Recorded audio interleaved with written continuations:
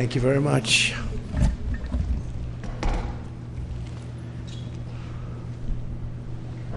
So it's an honor to be with you.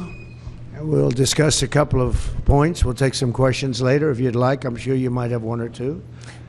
I'd be shocked if you didn't. I'd be very impressed. But I'm honored to welcome one of the most accomplished business leaders of our time, the founder and CEO of SoftBank, everybody knows, Masayoshi Son. Masa runs one of the largest companies in Japan and among the most successful investment and technology companies anywhere in the world, one of the most successful investors in the world. And we've just concluded a very productive meeting, and today I'm thrilled to announce that SoftBank will be investing $100 billion in America, creating 100,000 American jobs at a minimum. And he's doing this because he feels very optimistic about our country since the election. And many other people are also coming in with tremendous amounts of money. You probably noticed that a poll was just taken. It's business is literally in 39 years, there's been nothing like it. It's been the biggest increase. Small business owners gave it a 41% jump. It's the biggest jump that we've had in 39 years. And nobody's ever seen anything like it. And it's just, they're very optimistic. This historic investment is a monumental demonstration of confidence in America's future, and it will help ensure that artificial intelligence, emerging technologies, and other industries of tomorrow are built, created, and grown right here in the USA. One of the beautiful things about Masa is he's very much involved with emerging technology, probably knows it maybe better than almost anybody. So it's a great honor, and some of you remember after the 2016 election, also SoftBank committed to invest $50 billion in our country, and they did. And I'm very pleased to say that they kept that promise in every way, shape, and form, and now they're looking to do 100, and I've looked at their books. They do have the possibility of doing more. I'm going to ask them to do a little bit more, but first I'm going to ask him to speak and just to say a few words. Masa, please. Thank you. Thank you, please. Thank you. Thank you very much. Appreciate it. Thank you, Howard. Thank you so much. I'm very, very excited. I would really like to celebrate the great victory of President Trump. And my confidence level to the economy of the United States has tremendously increased with his victory. So because of that, I'm now excited to commit this $100 billion and 100,000 jobs into the United States. This is double of last time, as President Trump said. Because I say, oh, President Trump is a double-down president. I'm going to have to double down, you know, $100 billion and 100,000 jobs. This is, you know, my confidence level, because that has doubled down. So I am truly excited to make this happen. And of course, business is important, technology is important. But one more thing I'm really hoping is that this President Trump would make the world, bring the world into peace again. That's my additional hope. And I think he will actually make it happen. So anyway, I'm excited to go, and we were discussing, and President Trump said, Masa, you know, double down is not enough. Maybe, you know, go for more, right? That's what I'm going to ask him right now. Would you make it $200 billion instead of that? He can actually, believe it or not, he can actually afford to do that. Would you do that? Well, my promise is 100, but, you know, he's now asking to do more. I think, you know, with your leadership, my partnership with you, with your support, I will try to make it happen. That's good. All right. 200. He'll make it. 200 million investment. He is a great negotiator. He's a brilliant guy and did an unbelievable job, and the people of Japan and all over the world are very proud of him. They have tremendous respect for him. So when he does what he just did, and I would be surprised if what didn't go to 2. When you say you'll try, I know you'll do it. I will really try. Yeah. And I need your support, though. You'll have my support. All right. You'll have our country's support. Oh, fantastic. Thank you, Masa, very much. Fantastic. Appreciate it. Thank you. Thank Do you. you want to Great say hello event. to the people of Japan who are all watching? Well, I'm sure our people in Japan are proud to make the partnership of U.S. and Japan be stronger. And I'm very excited to make this happen. Thank you very much. Thank you, Masa. Thank you. Thank you. Thank you. Thank you. Great job. Thank you. It's amazing. It's a great gentleman, a great leader, and a great investor. So to have that offer made, and we have so many companies coming in now that will be announcing, or that will announce themselves. We don't have to be with them to do it, but they'll be announcing. And as I said, small business optimism took a 41-point jump. 41 points. It went up 41 points. That's unheard of, and that's the biggest they think in recorded history, but they know at least a minimum of 39 years, so that's great. But on behalf of the American people, I want to thank Masa for his faith in what's happening with our country and what's happening with the world. There's a whole light over the entire world. Many people, some reporters, in speaking to them, they said, you know, it actually is true. A couple of them are not necessarily friends of mine, but they said it is actually true that there's a light shining over the world. We're trying to help very strongly in getting the hostages back, as you know, with Israel and the Middle East. We're working very much on that. We're trying to get the war stopped, that horrible war that's going on in Ukraine, with Russia, Ukraine. We're going to, we've got a little progress. It's a tough one. It's a nasty one. It's nasty. People are being killed at levels that nobody's ever seen. You know, it's very level fields, and the only thing that stops a bullet is a body, a human body. And the number of soldiers that are being killed on both sides is astronomical. I've never seen anything like that. And rapidly, I get reports every week, and it's not even, you know, it's like just they're going down. Nobody's seen anything like it. It's a very flat surface, a very flat land. That's why it's great farming land. It's the breadbasket for the world, actually. But it's very flat, and there's nothing to stop a bullet but a body. There's no protection, no nothing, and it's what's happening there is far worse than people are reporting for both sides. So we're going to do our best, and we've been doing our best, and we'll see what happens. But since the election, I've been working every day to put the world at ease a little bit, to get rid of the wars. We had no wars when I left office, and now it's the whole world is blowing up. But there's great optimism, and you saw that by SoftBank.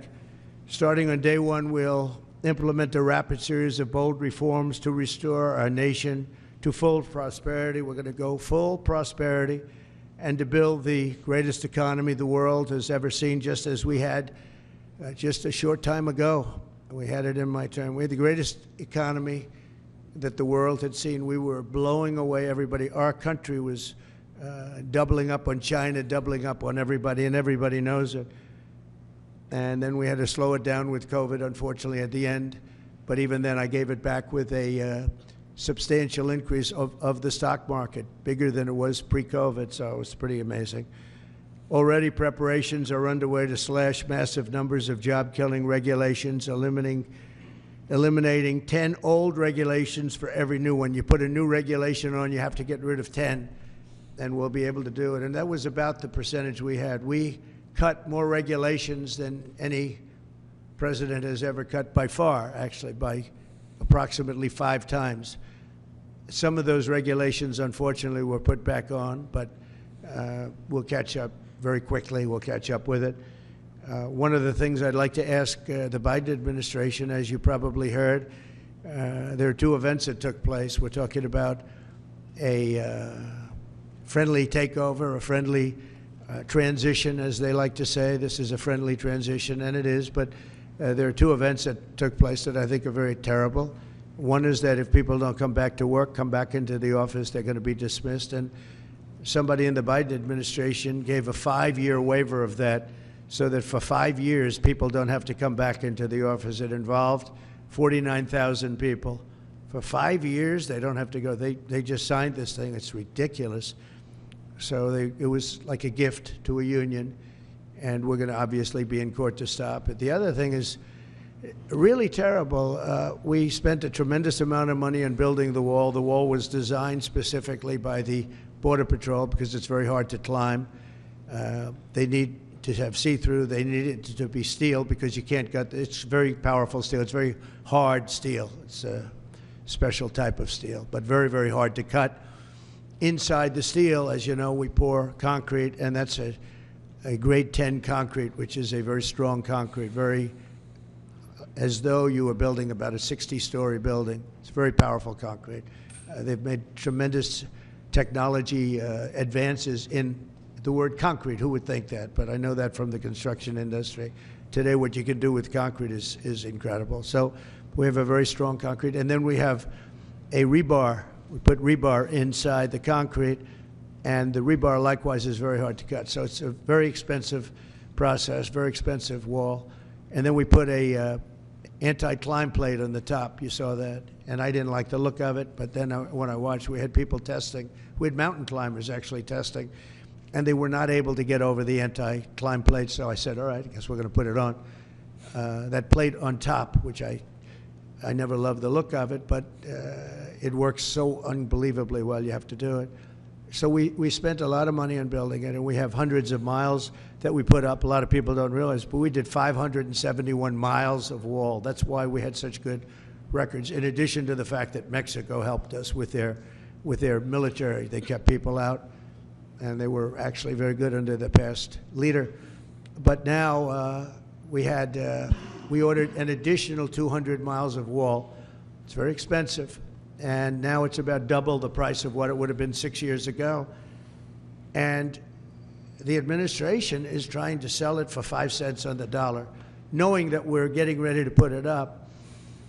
And what they're doing is really an act. It's almost a criminal act. They know we're going to use it, and if we don't have it, we're going to have to rebuild it, and it'll cost double what it cost years ago, and that's hundreds of millions of dollars, because you're talking about a lot of wall. I built much more than I said I was going to build, but then after it was built, I said, you know, we can do some more because it's sort of like water, people flow through, and that will pretty much really take care of it. And what happened is they just, as you see, they're trying to sell it for 5 cents on the dollar, and that's really, that has nothing to do with a smooth transition. That has to do with people really trying to stop our nation. And all it means really is that we're going to spend hundreds of millions of dollars more, not even talking about the time. Time would be pretty long, but we'll spend hundreds of millions of dollars more on building the same wall that we already have. And people have already come back to us that have deals at 5 cents and 4 cents, and one guy at 3 cents on the dollar, and they offered to sell it back to us at more money than it cost us to build substantially. Can you believe it? So they make a deal with the United States to buy it for pennies, and then they call us and they say, do you want to buy it back? We'll sell it back to you for hundreds of dollars a foot. Hundreds of dollars, from pennies to hundreds of dollars a foot. And we can't let this take place. Now we're going to go. I spoke with the Attorney General of Texas. I spoke to the senators of Texas. I spoke to a lot of people, and hopefully they'll be able to stop. We're going to be, having a restraining order. But just think about how ridiculous it is. And this is just people that don't want this country to succeed. And this has nothing to do with Democrat or Republican. This has to do with common sense. We won on common sense, and this is maybe one of the most egregious examples I've seen. So the people that are buying it or trying to buy it are trying to make a deal with us to sell it back at hundreds of times more than we paid.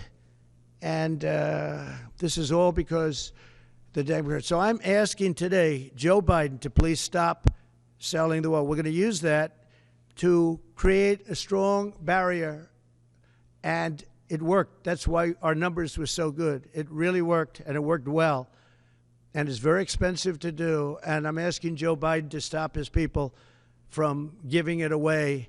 It's something that people can't even believe is happening, so hopefully Joe will be able to stop it. We'll soon unleash American energy, and this will be done at levels not seen before, issuing quick approvals for pipelines, drilling, and other infrastructure.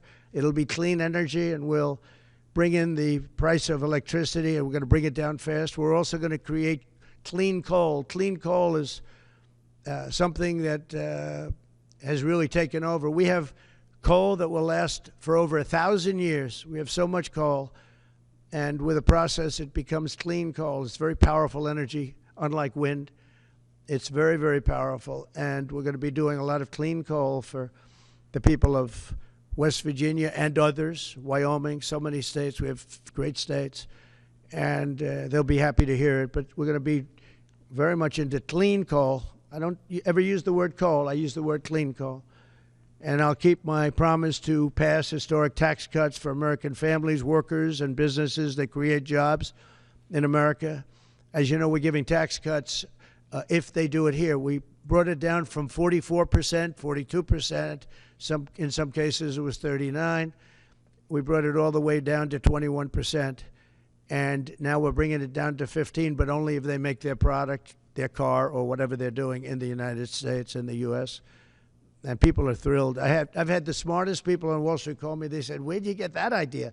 And it doesn't seem that complicated, right? But it's it's like the paper clip. Nobody ever thought of it. One guy thought of it. Everybody looked at it. They said, "Wow, that was a good idea. Why didn't I think of it?" But we're bringing it down 6 more points, and that will put us really at the best level we've ever had for bringing in business. We've never been down to that level. We'll be among the lowest taxed states, and a lot of businesses are going to come in. Between that and our taxing and tariff policies, we're going to have business like nobody's ever seen in this country before. That's why we're having a 41-year record in optimism from small businesses and big businesses. And I'll keep my promise to pass historic tax cuts for families, workers, and businesses that create jobs in America. Any business that invests $1 billion or more in the United States will be eligible for fully expedited permits and approvals, including environmental approvals from the federal government. So when companies come in, if they're going to invest $1 billion or more, there'll be many of them, and they'll go into Detroit, and they'll go into a lot of places where we want them.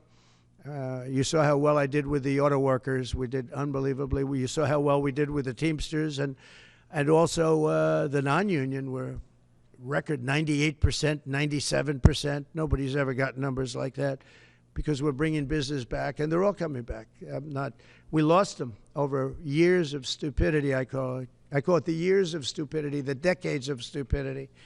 Through the Department of Government Efficiency, Elon Musk has been working very hard with various people, including Vivek. We'll going to eliminate hundreds of billions of dollars of waste and fraud, and I can only tell you, I'll give you a little early report, they're finding things that you wouldn't even believe.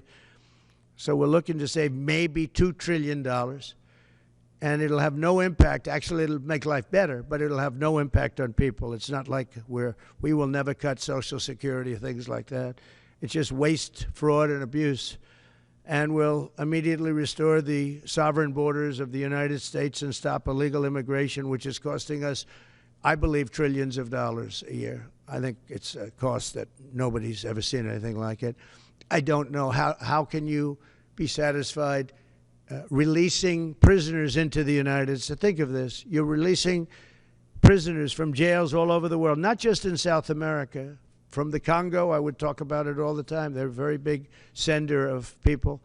But from all over the world, they're sending prisoners out of their jails. Some of their jails are empty, and they will be empty soon if this ever continued.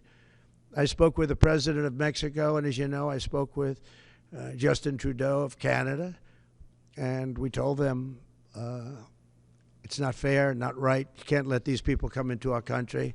And they understand. They're very much on notice. and they're going to have to stop this from happening.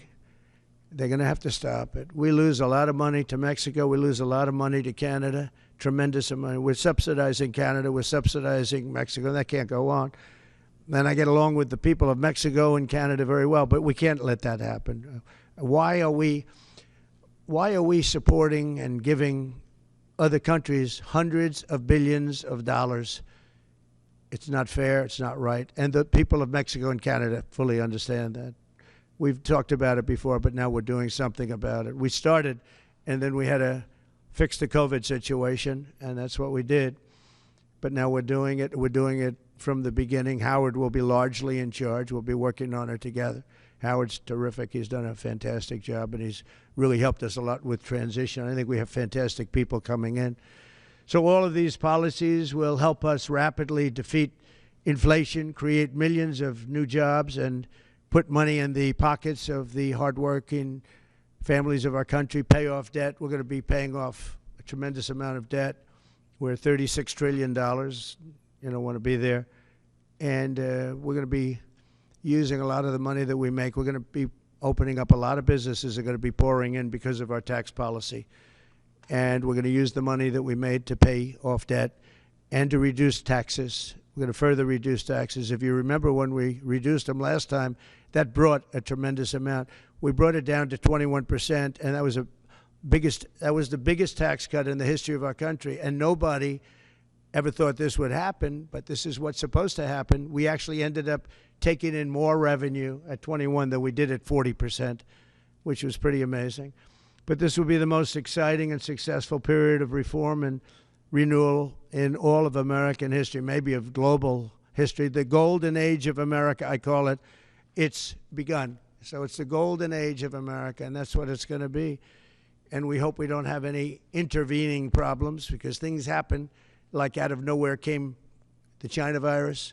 Out of nowhere came other things we don't want to have. You know, when I left, we had no wars. We had no problems. The Middle East was good. We did the Abraham Accords. We did things that nobody thought were even possible. But think of it, 4 years ago, we had no wars. You didn't have Russia going into Ukraine. They wouldn't have done it. They weren't even thinking about it. When they saw what happened in Afghanistan, I think they gave them an idea. But they wouldn't have done it. They would have never gone. President Putin would have never gone in.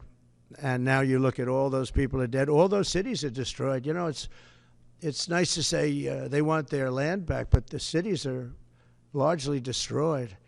They've left Kiev because probably maybe they want to use it or occupy it, but they haven't done it. They've done a lot of damage, but relatively compared to the other cities, very little.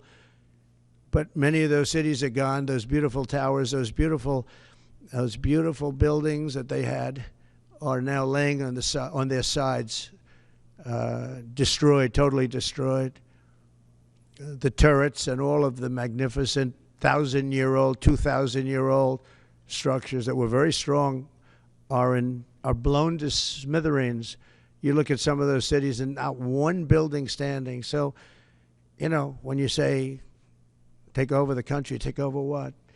Take over what? That's a 100-year rebuild. Take 100 years to rebuild it, and you can never have it the way it was. What a shame. It should have never happened. It would have never happened. If I were president, that war would have never happened. Nor would Israel have happened with the attack on Israel.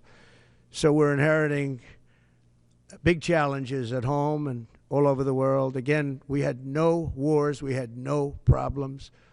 We had no inflation. We had it less than 1%. A perfect number. And then we had inflation, the likes of which I say I don't believe the country's ever seen inflation like that. They say 38 years. I don't know. I think it's probably ever. But we're going to take care of all of it. We're going to get the prices down by energy. The energy is going to come in. We have more energy than anybody else. We're going to use it. We don't have to buy energy from Venezuela when we have 50 times more than they do. It's just insane what we're doing. So we will not rest until America is richer, safer, and stronger than it has ever been before. And we have a big head start. Last time we didn't. And last time we didn't know the people. We didn't know a lot of things. But by the time we got it up and going, it was incredible. Again, we built the greatest economy in history for that period of time. And we'll do it again. I believe substantially more so. because we understand, number one, the people of Washington. I know them. I didn't know any of them virtually. I relied on other people for recommendations. Some were very good recommendations. We had some great people. Bob Lighthizer, I thought, was great. We had a lot of great people. And but we had some people that I wouldn't have used in retrospect, and now I know them better than anybody, better than they know themselves. So once again, I'd like to thank Masa for what he's done with that investment, which will end up being $200 billion, I believe. But I just want to thank him. He's just an outstanding man. When you have that kind of brain power wanting to invest in this country, and that's money that he can't invest elsewhere. So that's a big investment, but makes me feel very good. Makes me feel that we're absolutely on the right track. So thank you to Masa, and we'll take a couple of questions. Yeah, please. Jeff. Mr. President, you mentioned divorce. Can you tell us what you said to Prime Minister Netanyahu in your call on Saturday? Yeah. And have you spoken to President Putin since your election? Well, I'm not going to comment on the Putin question, but I will comment on Bibi. We had a very good talk. We discussed what is going to happen, and I'll be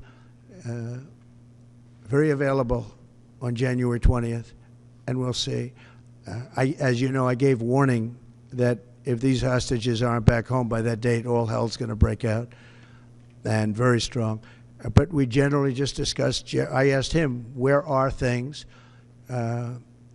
Mike Waltz they're doing a great job, by the way. Everybody is very happy. I think he's doing a fantastic job.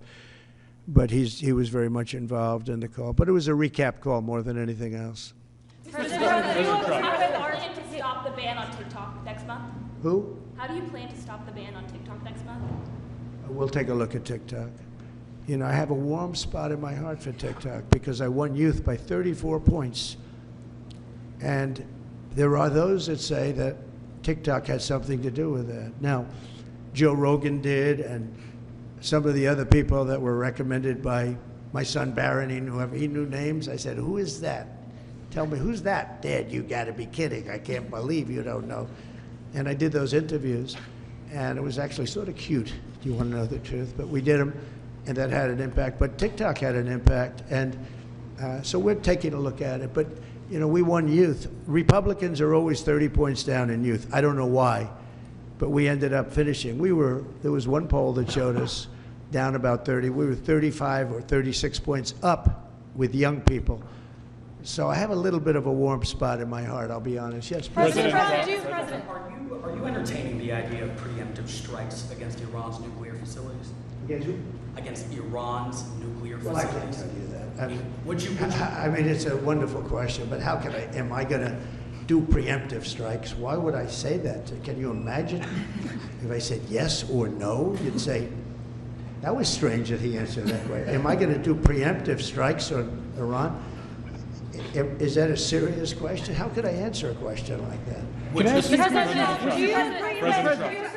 Say it. Would you be in support of Israeli strikes on Iran's nuclear How could I facilities? tell you a thing like that now? It's just so you don't talk about that before something may or may not happen. You know, just I don't want to insult you. I just think it's just not something that I would ever answer having to do with there or any other place in the world. President Trump. President Trump. Time magazine interview. Can I ask, just clearly, do you believe there's a connection between vaccines and autism? Do you believe there's a link? Well, I don't look.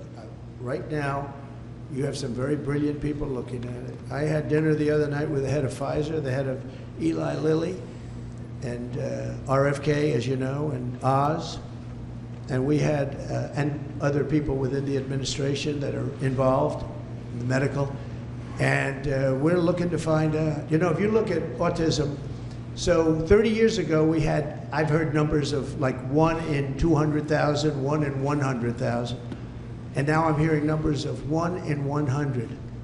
So something's wrong. There's something wrong. And we're going to find out about it. What about the president?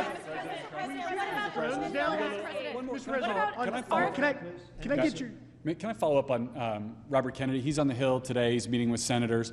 What do you say to people who are worried that his views on vaccines will translate into policies that will make their kids less safe? No, I think he's going to be much less radical than you would think. I think he's got a very open mind, or I wouldn't have put him there. He's going to be very much less radical. But there are problems. I mean, we don't do as well as a lot of other nations, and those nations use nothing. And we're going to find out what those problems are. And another thing that came up, the dinner was fascinating because I had Bobby and I had, again, the head of Pfizer. You know who that is. He's a highly respected man who has run an incredible company. Likewise with Lilly, the top two people. And we had the head of the industry also. So all companies were represented. And I said, let's have it out now a little bit. And you know what came out of that meeting is that we're paying far too much because we're paying much more than other countries. And we have laws that make it impossible to reduce. And we have a thing called the middleman. You know the middleman, right? The horrible middleman that makes more money, frankly, than the drug companies, and they don't do anything except they're a middleman. We're going to knock out the middleman. I'm going to be very unpopular after that statement. Mr. President, I don't know who these middlemen are, but they are rich as hell. And we're going to knock out the middlemen. We're going to get drug costs down at levels that nobody has ever seen before. And that really, I tell you, we spent more time talking about that with Bobby and with the executives and Oz, all of them. We spent more time talking about that than anything else. Mr. President, ask a follow-up, follow-up. Thank you, President Trump. What about the polio vaccine? Well, I'm a big believer in it, and I think everything should be looked at, but I'm a big believer in the polio vaccine, the Salk vaccine. Do you think schools should mandate vaccines? Do you think schools should mandate vaccines? I don't like mandates. I'm not a big mandate person. So, you know, I was against mandates. Mostly Democrat governors did the mandates, and they did a very poor thing. It was, you know, in retrospect, they made a big mistake. Having to do with the education of children. You know, they lost like a year, 2 years of their lives. The mandate was a bad thing. I was against the mandate. So is that something you'd want to... Mr. President, Yes, please. do you expect Ron DeSantis to appoint Laura Trump to Senator Marco Rubio's seat? No, I don't. I probably don't, but I don't know. Ron's doing a good job. That's his choice, nothing to do with me. Laura's unbelievable. I mean, she was incredible. The job she did at the RNC as chairman, along with Michael Watley, the combination. But I can just speak for Laura. She is so highly respected by women. I mean, even her workout routines are through the roof. She lifts 150 pounds. I don't know how the hell she does it. She's a bad example for men and women sports. Because I wouldn't be able to beat her, I don't believe. I'd try like hell. But no, she's an incredible woman. And, you know, it's funny, people oftentimes talk about nepotism. I never had, when I put her there, people said, how did you get her to do it? You know, she could have run for the Senate in North Carolina. Ted Budd would be the first to say. And he wouldn't have run. Nobody would have run. And she just said, no, I want to really focus on my children. When the election, and my family, she has a great family. When the election started getting closer, I asked her, would she go to Washington and work on the, you know, as chairman of the committee along with Michael Watley. And they did such an unbelievable job, especially on cheating. They stopped it, or at least they stymied it. Too big to rig. And we won in a landslide. You know, we won tremendously. She did an amazing job. Now Ron is going to have to make, because Marco has been really a star already, and we haven't started, but you know, we see signs of from some people, or very early, we see signs of stardom, and Marco has done incredibly. He's sort of born for it. It was such an easy decision. The Marco decision was such an easy, but he leaves a vacancy in Florida, and Ron's going to have to make that decision, and he'll make the right decision. I also know that Laura's got so many other things. I mean, she's got so many other things. People want her to be on television. They want to give her contracts. You know, her predominant thought is our country and her family. Those are her thoughts. But she's got so many other things that she's talking about. Mr. President. He'll make the right decision. Mr. President. Should senators who oppose your nominees, your cabinet nominees, should they be primaried? If they are unreasonable, I'll give you a different answer, an answer that you'll be shocked to hear. If they're unreasonable, if they're opposing somebody for political reasons or stupid reasons, I would say has nothing to do with me. I would say they probably would be primaried. But if they're reasonable, fair, and really disagree with something or somebody, I can see that happening. But I do believe that if they're I think we have great people. I think we have a great group of people. Pam has been unbelievably received. You take a look, Pam Bondi. So many have been just unbelievably received. I think Pete Hegseth is making tremendous strides over the last week. He's going to be great. Look, he went to Princeton, he went to Harvard, he was a great student there, but he really was, from the first day I met him, all he wanted to talk about was military. He's just a military guy. I think it's a natural. This was my idea. And you know, Pete Hegseth gave up a lot because he was going big places in Fox, big places, a lot of money. And he didn't even hesitate. When I said, do you want to do this? He said, absolutely. I said, you know, if it doesn't work out, you'll never have the opportunity that you have right now in terms of the world of entertainment or business, whatever you want to call it. You'll never have that opportunity again. In fact, it could be just the opposite because it's nasty out there. He said, I don't care. I have to do it for my country. He gave up a tremendous amount. If this didn't work, it would be a tragedy. Because, but that's what he loves. He loves the military. I never talked to him about anything else. He'd talk about the military. He'd come to see me about a soldier that was unfairly treated, and could I help? That's the only thing I virtually ever talked to him about. And I always remembered it. I've seen him many times, and I don't think I've ever had a subject on anything other than military with him. That's where his love is. And he didn't say, well, I'd like to think about it. I'd like to talk to my family. He said, not even a contest. And, you know, he was going through the roof over there. He was doing great. They have the #1 show that Saturday and Sunday with Will and Rachel. That was great chemistry. And if this didn't work out for him, it would be actually sort of tragic. Yeah. Would you consider pardoning Eric Adams? Yeah, I would. Yeah. I think that he was treated pretty unfairly. Now, I haven't seen the gravity of it all, but it seems, you know, like being upgraded in an airplane many years ago. I know probably everybody here has been upgraded. They see you're all stars, and they say, I want to upgrade that person from NBC. I'm going to upgrade him. And that would mean you'll spend the rest of your life in prison. I don't know. Somehow, I hope not. I mean, I'd have to see it because I don't know the facts. I think he was treated. You know, it's very interesting. When he essentially went against what was happening with the migrants coming in. And, you know, he made some pretty strong statements like, this is not sustainable. I said, you know what, he'll be indicted soon. And I said it, not as a prediction, a little bit lightheartedly, but I said it. I said, he's going to be indicted. And a few months later, he got indicted. So, yeah, I would certainly look at it. Yes. Mr. President, can I ask you a question about the drones?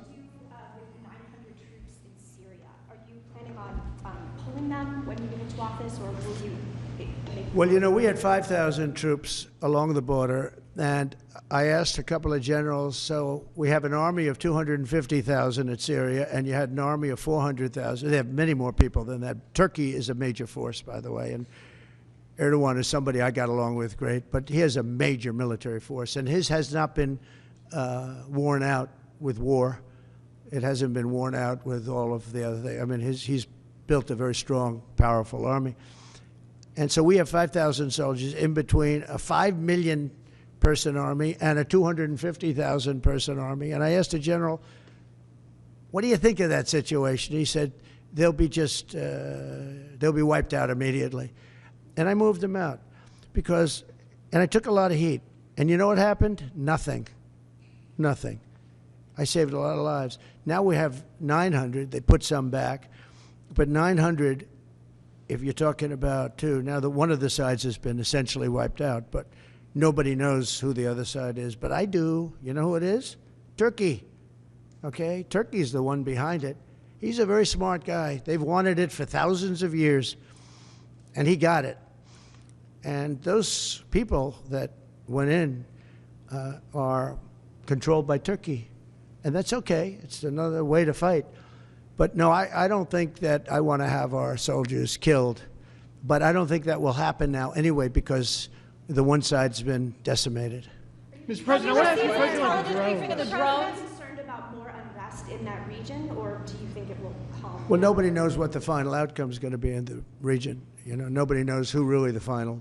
I believe it's Turkey, and I think Turkey is very smart. He's a very smart guy, and he's very tough.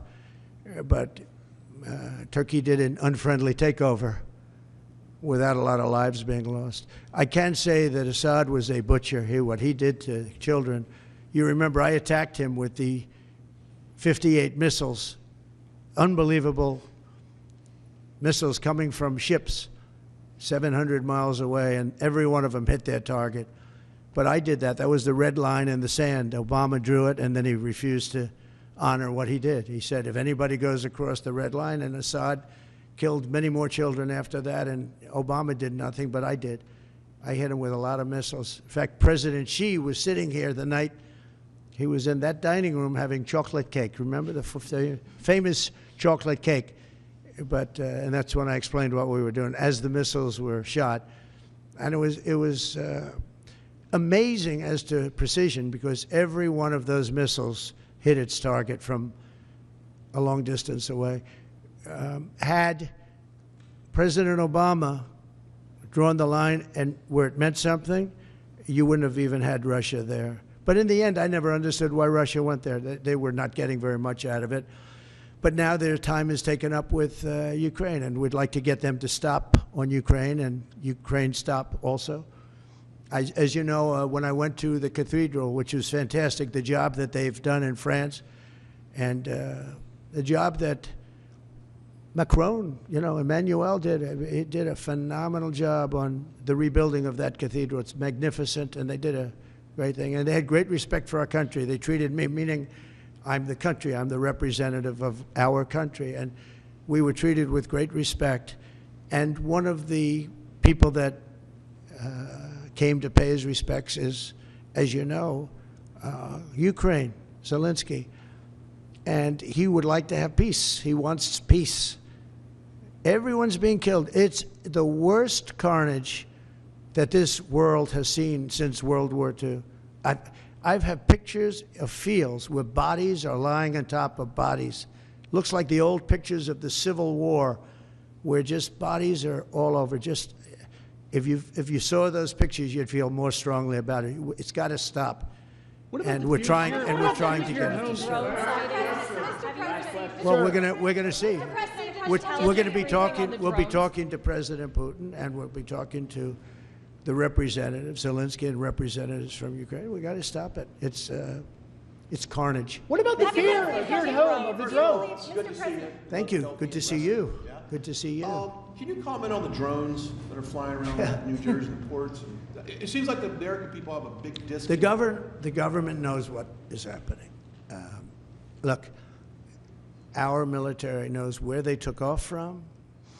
If it's a garage, they can go right into that garage. They know where it came from and where it went.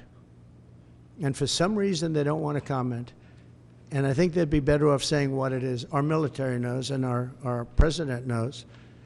And for some reason, they want to keep people in suspense. I can't imagine it's the enemy, because if it was the enemy, they'd blast it out. Even if they were late, they'd blast it. Something strange is going on. For some reason, they don't want to tell the people, and they should, because the people are really, they happen to be over Bedminster. Will you shoot them down? They're very close to Bedminster. I think maybe I won't spend the weekend in Bedminster.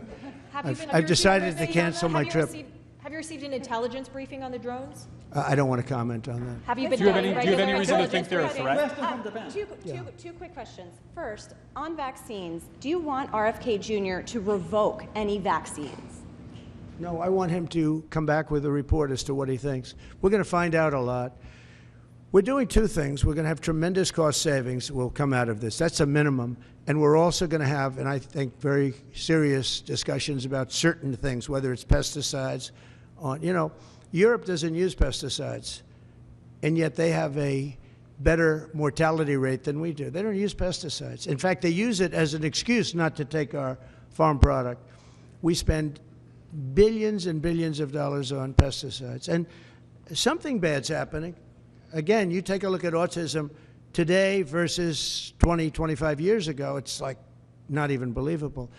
So we're going to have reports. No, nothing's going to happen very quickly. I think you're going to find that Bobby he's a very rational guy. I found him to be very rational. No, nothing, you're not going to lose the polio vaccine. That's not going to happen.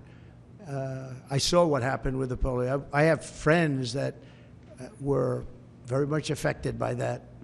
I have friends from many years ago, and they have, obviously, they're still in not such good shape because of it. No, and many people died. And the moment they took that vaccine, it ended. Dr. Jonas Salk did a great job, so I don't anticipate that at all. But we're going to look into finding why is the autism rate so much higher than it was 20, 25, 30 years ago. I mean, it's 100 times higher. There's something wrong, and we're going to try finding that. We're also going to find out why are we paying more than other countries. And we were in the process of doing that through transparency and other things. We were doing a good job in that first term, and we brought it down. We got the $35, all of the different things. We got, we were the ones that got all of that done. Every one of those things, we got them done. I said, I hope I win, because otherwise somebody's going to take a lot of credit for what we did. But now what happens is we're gonna have a big conversation on price. Why is it that Germany and UK and other countries are paying so much more for the same box of medicine made in the same plant? Why is it that we're paying many times more? And I know the answer, because our government didn't do what they were supposed to do. And what I put in place was terminated unexpectedly by the Biden administration, and they shouldn't have terminated it. It would have had a huge impact. And Okay? Mr. President, one quick question. On Ukraine, you mentioned that some of the areas are already decimated. Do you believe that Ukraine should cede territory to Russia? Well, I'm going to let you know that after I have my first meeting. But a lot of that territory, when you look at what's happened to those, I mean, there are cities that there's not a building standing. It's a demolition site. There's not a building standing. So people can't go back to those cities. There's nothing there. It's just rubble. Just like when I knocked down a building in Manhattan, which is actually, this is worse, actually, because we do it step by step. This thing has just got demolished. And by the way, in those buildings are many people. Many people were in those buildings. When they say the number in Ukraine is going to be a much higher number of death, is going to be a much higher number than you're hearing. They're big buildings. That's what I did very well. And these are very long buildings. They're 15 to 20 stories high. They're massive buildings. I was surprised at how big. And they're flattened like a pancake. 1 or 2 bombs hit them, and they just collapsed. And they'd say, nobody was hurt. Well, nobody knows who was in those buildings. There were a lot of people in those buildings. They're going to find that when they start doing the removal. Many more people are being killed in the Ukraine war with Russia than is being reported, and that includes soldiers. The soldiers are being, it's a carnage that we haven't seen since the Second World War. It's got to be stopped, and I'm doing my best to stop it. Yeah, please go ahead. You had a meeting with Mrs. Abe yesterday, but Japanese Prime Minister Mrs. Abe, and Japanese Prime Minister Ishiba is hoping to have a meeting anytime soon. I will do that. In fact, I sent him a memento. I sent him a book, the Prime Minister. But Mrs. Abe was very close with our First Lady, with Melania, and she loved Melania's book, and she called and wanted to know if she could have. I was very close to the Prime Minister, Shinzo Abe. He was great. He was a great man. And his wife wanted to know if it would be possible to have dinner. And it was just out of respect to Shinzo. And yes, I'd love to see the Prime Minister, and we will do that. I actually sent him a book and some other things for him through Mrs. Abe. Will that happen before the inauguration day? It could. If they'd like to do that, I would do that, yeah. Sir, President Trump, just to clarify. I have great respect for the position, and if he'd like to do that, I'd be here. And you have report that Ambassador to Japan will be George Glass. Is that your final decision? Highly respected man. That's right. Highly respected. He's been an ambassador before. Did a fantastic job. We consider Japan very important. He's very highly respected. Okay, couple of Which other world leaders have you invited to the inauguration? Which other world leaders have you invited to the inauguration? The world leaders are calling me, and some Are they really coming? would like to meet. No, I mean literally, they're calling me, and I'll be seeing some of them. I think it's rude not to. I mean, it's hard to say I'm not going to see you, and I've spoken to way over 100 where they called to congratulate on the not only the election but the size of the election, the extent of the victory, and they were great. I mean, I spoke to over 100 countries. You wouldn't believe how many countries there are, and I'm trying the best I can to get back to everybody. But there are a lot of countries, and every one of them, literally everyone called, and it was very nice. So.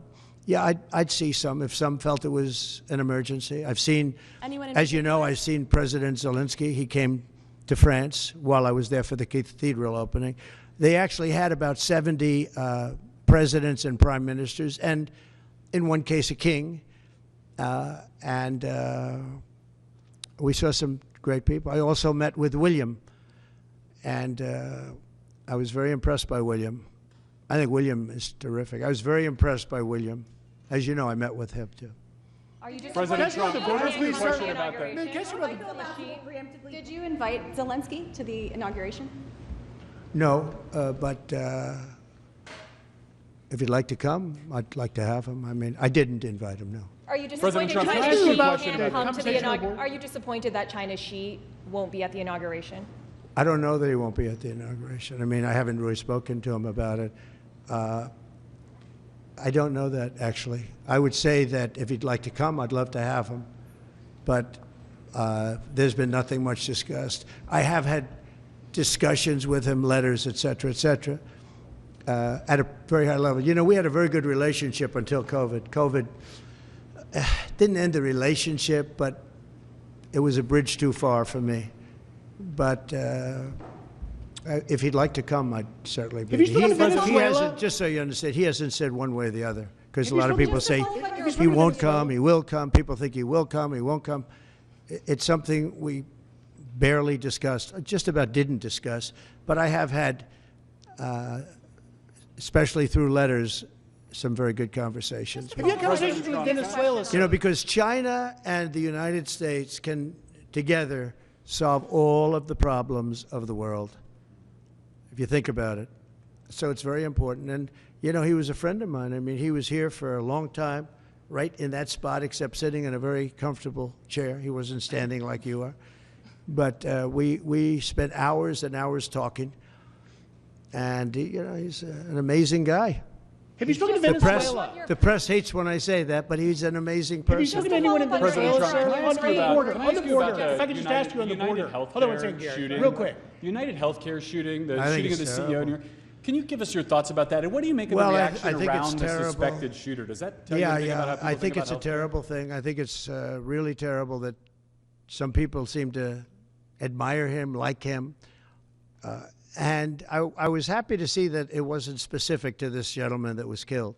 It's just an overall sickness as opposed to a specific sickness. That was a terrible thing. It was cold-blooded, just a cold-blooded, horrible killing. And how people can like this guy is, that's a sickness, actually. That's really very bad, especially the way it was done. It was so bad, right in the back. And very bad, thing like that, you can't believe that some people, and maybe it's fake news, I don't know. It's hard to believe that that can even be thought of, but it seems that there's a certain appetite for him. I don't get it. Yeah, please. Could you just comment on? I want to expand on the defamation lawsuits. Could you see moving that to other people with individual platforms, social media influencers, people that... Or newspapers, yeah. Yeah. Yeah. Oh, I do. I think you have to do it because they're very dishonest. We need a great media. We need a fair media. We need, it's very important. And we need borders. We need walls, but we need borders, and we need fair elections. You look at California, millions and millions of ballots were sent out. They're still counting the vote in California with the machines. They're counting the vote. If you had paper ballots, the votes would have been counted 4 weeks ago, 3 weeks ago. Now, you need fair elections, you need borders, and you need a fair press. And the press is, no, I see others. I have a few others that I'm doing. I'm going to, as an example, we're bringing, I'm doing this not because I want to. I'm doing this because I feel I have an obligation to. I'm going to be bringing one against the people in Iowa, their newspaper, which had a very, very good pollster who got me right all the time. And then just before the election, she said I was going to lose by 3 or 4 points, and it became the biggest story all over the world because I was going to win Iowa by 20 points. The farmers loved me, and I loved the farmers. And it was interesting the way she did it. She brought it down 2 weeks before. She said I was going to only win by 4. That was a big story. But that was good because she brought it down from like 22 points to 4 or whatever the number was. Way up, an easy win. We never even thought to go there. I respect them, I love them, and they understand there's no reason to go there because she brought it from way up, walk away, which it was, and it turned out to be in the election too, by the way. It was a win by many, many points. And then she brought it down very smartly to 4 a couple of weeks before. And everyone said, wow, that's amazing. He's only up by 4 points. Then she brought it down to where it was down by 3 or 4, whatever the number she used. And that was the Des Moines Register. And it was their parent. And in my opinion, it was fraud and it was election interference. You know, she's gotten me right always. She's a very good pollster. She knows what she was doing. And she then quit before. And we'll probably be filing a major lawsuit against them today or tomorrow.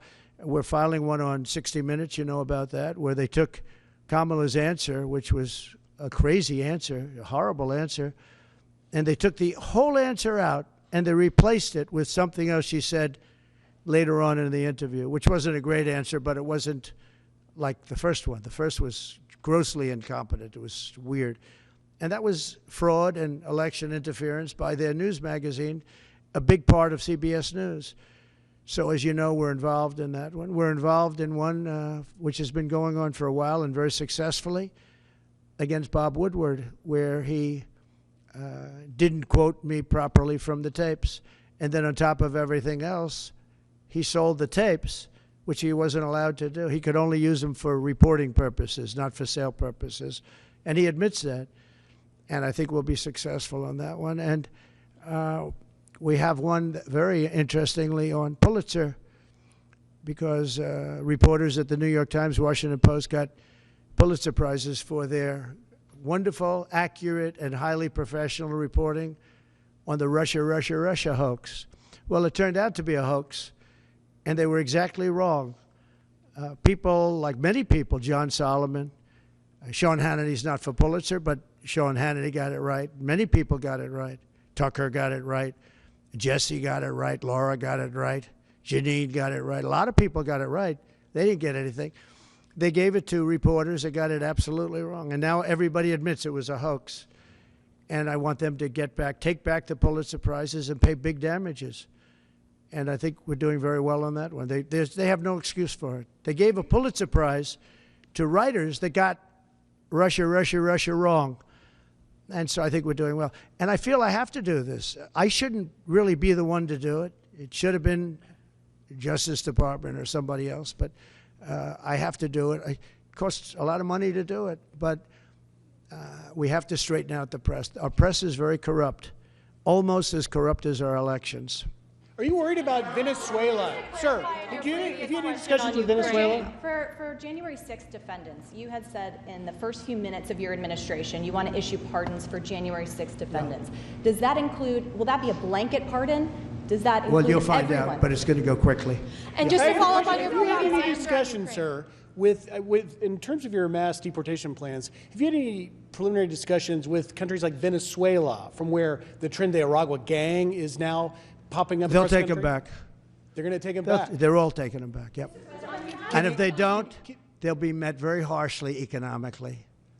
Okay, they'll all take them back. You know, Venezuela and other countries were not behaving very well with us during my administration, and within 24 hours they were behaving very well. They'll all take them back. And separately, can I ask a follow-up Jeff, on that? Nice to see you, Jeff. This is like the old days, right? Nice to see you too. You look much better now than you did 4 years ago. What are you doing? What's he doing? All right, go ahead. Thank you, sir. The first day you just mentioned that you're in office, I imagine you've got some executive orders that you're going to go through. Can you tell us what We'll have a lot. Well, what are your priorities? I'll bet you could tell you could say as well as I could. We will have many executive orders and other things that we'll be signing on the first day. Can you also, just going back to my initial question about the Middle East, you said that your conversation with Prime Minister Netanyahu was kind of a review. Did you repeat We that just had threat? a very good conversation. And, you know, the real conversations will start on the 20th. But we had a really good conversation, and I think we're going to be in a good place in the Middle East. I think the Middle East will be in a good place. I think actually more difficult is going to be the Russia-Ukraine situation. I see that as more difficult. When you say there will be I don't think they should have allowed missiles to be shot 200 miles into Russia. I think that was a bad thing. And that brought the Koreans in, you know, North Korea, another man I get along with very well. I'm the only one that does. But that did a lot of bad things. I don't think that should have been allowed. Not when there's a possibility, and certainly not just weeks before I take over. Why would they do that without asking me what I thought? I wouldn't have had them do that. I think that was a big mistake they made. Will you reverse that decision when you're in office? To let those I might, yeah. missiles be I thought it was a very stupid thing to do. And when you So say do you have any that- reaction just to one Duke last one on Cross? this. When you say that there will be hell to pay if the hostages are not released before January 20th, what does that mean? Well, they're going to have to determine what that means. But it means it won't be pleasant. Mr. President, It's not, how was your meeting? it's not going to be pleasant, yeah? How was your meeting with Apple CEO Tim Cook, and did you talk about tariffs in that meeting? Meeting with who? Apple CEO Tim Cook. I did have dinner with Tim Cook. I had dinner with sort of almost all of them, and the rest are coming. And this is one of the big differences, I think, between, we were talking about it before, one of the big differences between the first term. In the first term, everybody was fighting me. In this term, everybody wants to be my friend. I don't know. My personality changed or something. But I had, as you know, I had Sundar from Google, but I also had Sergey. Nobody reported that. Sergey is the owner, the primary owner, along with his friend, as you know. And Sergey was here also. I can't believe you didn't pick that one up. Nobody picked that up. But I will tell you, no, it's a big difference. The big difference is that the first time everybody was fighting me on all fronts. And we had a great administration. We got the biggest tax cuts in history, rebuilt the military. Too much of it was given away to Afghanistan, stupidly given away, horribly given away. I think that's one of the reasons that Putin went in to Ukraine when he saw the stupidity of Milley and these guys. They're stupid people, very stupid people. If they didn't do such a bad, you know, we were pulling out of Afghanistan, but I would have pulled out with dignity and strength. They wouldn't be having parades, I guarantee you, showing our equipment that they left behind, because we weren't going to leave any equipment behind, not 10 cents. We were going to take every screw and every bolt. Yeah, the biggest difference is that people want to get along with me this time. Well, they've gone through 4 years, and, you know, it wasn't easy for me, but it wasn't easy for them either. And that's a great thing, though. Getting along is a great thing. So Tim Cook was here. I think he's done an incredible job at Apple, and he talked about the future of Apple. It's going to be a bright future. But we have many others also, and not in that business. And we do have Jeff Bezos, Amazon, coming in sometime during the week. I look forward to that. We have a lot of great executives coming in. The top executives, the top bankers, they're all calling. And honestly, in the first time, I don't know what it was. It's like a complete opposite. In the first one, and the press has covered that fairly, actually, for change. The first one, they were very hostile. And maybe it was my fault, but I don't really think so. They were just very right from the beginning. And this one is much less hostile. It's really the opposite of hostile. Can I get your reaction? Well, you on don't need to Duke give up a lacrosse, sir? song. I know that you had some, I believe, involvement 18 years ago with the students at Duke accused of rape in the lacrosse. Now we have this development. I thought it was a hoax when it happened, the Duke situation. I didn't believe the woman, as you know. And they destroyed the lives of these kids. They destroyed, and I don't care what they got. Their lives have been destroyed. Their lives have been shortened by what took place. And now the woman admitted that it never happened. That is a horrible. And as you know, I took a lot of heat when I said that this is this did not happen. And those kids were beautiful kids with beautiful families, and they were, in some cases, will never be the same. They will never be the same. Have you talked to them by chance? What are your thoughts on the Postal Service? You mentioned Bezos a second ago, and I've always thought Bezos would be a key person to go in there and really streamline the logistics of the post office, but they lose billions. Well, there is talk about the Postal Service being taken private. You do know that. Not the worst idea I've ever heard. It really isn't. You know, it's a lot different today with between Amazon and UPS and FedEx and all the things that you didn't have. But there is talk about that. It's an idea that a lot of people have liked for a long time. We're looking at it. I think we're looking at that along with a lot of other. Any questions for Howard, by the way? Commerce. Sure, I'll ask one. Mr. Incoming Secretary, do you see another trade deal with China coming? I think the president. That's a tough one, right? Yeah. Oh, it's easy for me. You're sitting next to me, so it's okay. No, the president has very clear agenda for tariffs. And I think reciprocity is something that is going to be a key topic for us. How you treat us is how you should expect to be treated. Would you like to weigh in, sir, on that? You said it so well, reciprocal. If they tax us, we tax them the same amount. They tax us, forgetting just for a second about the word tax, they tax us, we tax them. And they tax us, almost in all cases, they're taxing us, and we haven't been taxing them. Is that deal already underway? Is there a deal already underway with respect to that? Let's just say this, we're going to make great deals, and we have all the cards. And until I came along, don't forget, and Howard was going over the numbers with me last night, we took in $600 billion and more in taxes and tariffs from China. No other president took in 10 cents, not 10 cents, not 10 cents. And no, well, we're going to be doing things. We're going to be treating people very fairly. But the word reciprocal is important because if somebody charges us, India, we don't have to talk about own. If India charges us 100%, do we charge them nothing for the same? You know, they send in a bicycle and we send them a bicycle. They charge us 100 and 200. India charges a lot. Brazil charges a lot. If they want to charge us, that's fine, but we're going to charge them the same thing. That's a big worried thing. about And you know what? The senators, some of them aren't necessarily business people. When I give that to them, they say, that sounds fair to me. Are you concerned that tariffs might hurt the stock market rise that you have seen and the economy more broadly? Make our country rich. Tariffs will make our country rich. But won't they raise prices? Properly used. No, well, I didn't have any inflation, and I had massive tariffs on a lot of things. We put tariffs on steel. If I didn't put tariffs on steel, 50% and more, they were dumping steel in, China and others. I put tariffs on, and it stopped, and we took a fortune. We made a fortune on it. Tariffs, properly used, which we will do, and being reciprocal with other nations, but it'll make our country rich. Our country right now loses to everybody. Almost nobody do we have a surplus with. There are a couple of countries, and they're embarrassed by it, but almost nobody. And tariffs will make, I always said, to me, tariffs, the most beautiful word in the dictionary. It'll make our country rich. You go back and look at the 1890s, 1880s, McKinley, and you take a look at tariffs. That was when we were at our proportionately the richest. Mr. President, did you get to a good spot? Back on Ukraine, Mr. President.